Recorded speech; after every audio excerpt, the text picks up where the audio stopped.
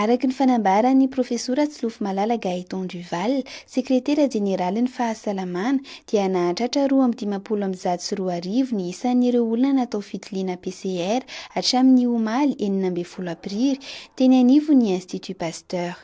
Talohan'ny nisian'ny tranga voalohan'ny coronavirus dia nahavita mahery ny 20 fitiliana izy ireo.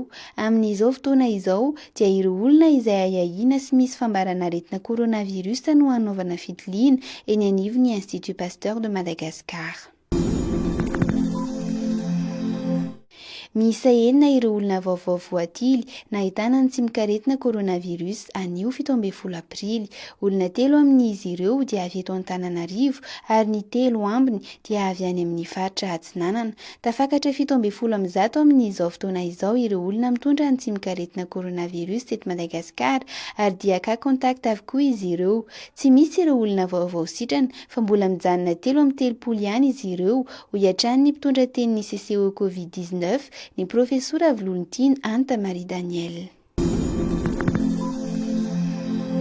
Mba hanalefahana ny fahasairanana amin'izao fotoana ny fihiboana izao dia manome fiara fitaterana maimaim-poana ho an'ny vehivavy bevoka monina eto Antananarivo sy ny manodidina ka tokony hisafina hiteraka ny ministeran'ny fahasalamam-bahoaka.